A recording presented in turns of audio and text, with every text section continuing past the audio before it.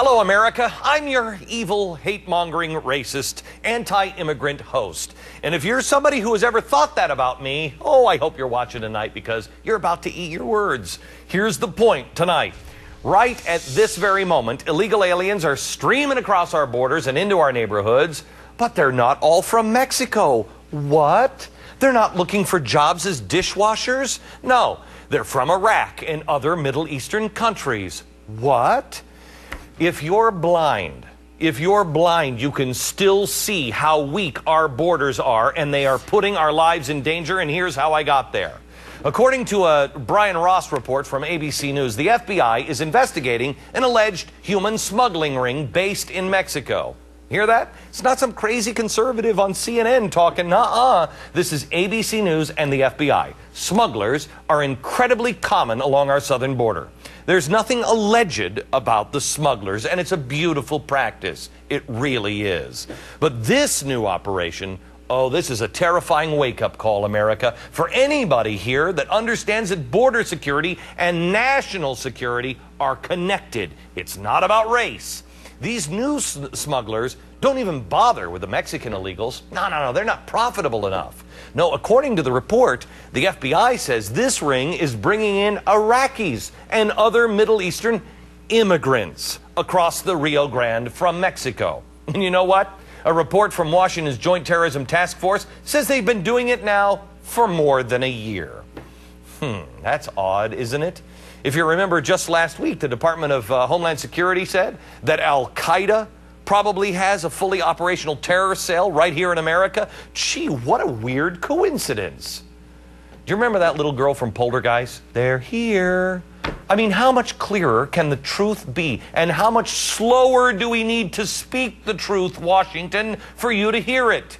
According to the FBI report, Iraqi and other Middle Eastern illegals are charged 20 to 25 grand to be smuggled into the United States. Sure. No, that's poor, oppressed immigrants merely looking for dishwashing jobs, the jobs Americans just won't do. They've got 25 grand lying around right now, I'm sure.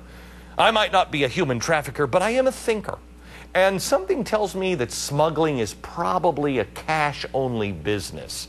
And if you ask me, common sense says some of these Middle Eastern types are probably funded by some people who don't really like us all that much, who will pay any price to get radicals into our country to help destroy us. Period. End of story. So tonight, here's what you need to know. It is naive, it's dangerous to think that this was the only smuggling ring specializing in Iraqis or Middle Eastern people. It's too easy to get across our border and too lucrative of a business. We need to take swift and decisive action to put the smugglers out of business for good. If not, we're inviting our own destruction. And if you think this is only happening on our southern border, well, why are you so racist? In a minute, I'm going to tell you how crossing illegally from Canada is like a walk in a park, and I mean that literally. Never forget that Islamic extremists have made this very crystal clear. They will stop at nothing in their holy war against the West. They have everything to gain, and we have everything to lose. Ira Melman is the media director for FAIR, the Federation for American Immigration Reform. Ira, I don't know what to do with all of my hate now. I really don't. Now I'm supposed to hate a whole other group of people. Iraqis coming across the border. They say this only happened in the last year. I find that even more terrifying. What happened all of a sudden? A year ago, Iraqis wanted to come here? Why? Well, first of all, I don't think it's only happened in the past year. This has probably been going on for quite some time. And we just don't know how many people are coming across, where they're coming from, or what their intent is once they get here. But basic common sense ought to tell us that Al-Qaeda isn't stupid. And if there is a vulnerability, they will find it, they will exploit it.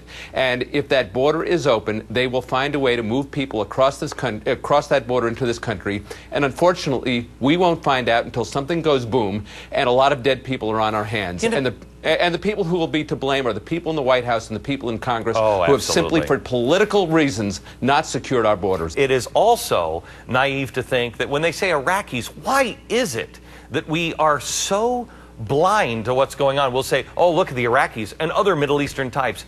You don't think there are Saudis out there that are well-funded enough to spend 25 grand to get them into the country invisibly? Of course. How many Saudis are here as well? Oh, absolutely. I mean, the operational cost of a terrorist attack is probably quite significant, and $25,000 to get some operatives across the border into the country is a drop in the bucket, and they're more than happy to spend it. But, you know, the thing is, here we are 6 years after 9/11. We've spent countless billions in the so-called war against terrorism. We've shed all sorts of blood in that war, and this government refuses to take the most basic steps to secure this country, namely to get that border under control and to make sure that people simply can't walk across that border and kill Americans. I'm telling you, Ira, it's darn near criminal. It really is. I mean, we have sold the lives of those who have already died fighting in the Middle East for our security, and those lives that will die here on our own soil. We have been sold down the river, and we have sold those lives right from underneath us. That's correct, and it really is to satisfy the demands of cheap labor interests in this country, demands of the Mexican government to keep that pipeline open because that's billions of dollars heading back to Mexico every year. All of this is a very conscious decision on the part of the Bush administration and on the part of Congress. We saw it play out just last month with the debate about the so-called immigration reform bill, where they wanted to tie our national security to all sorts of political considerations. What they ought to be doing is focusing on the business at hand, which is securing this nation, making sure we're not vulnerable to terrorist attacks. All right, Ira, thank you very much. Now,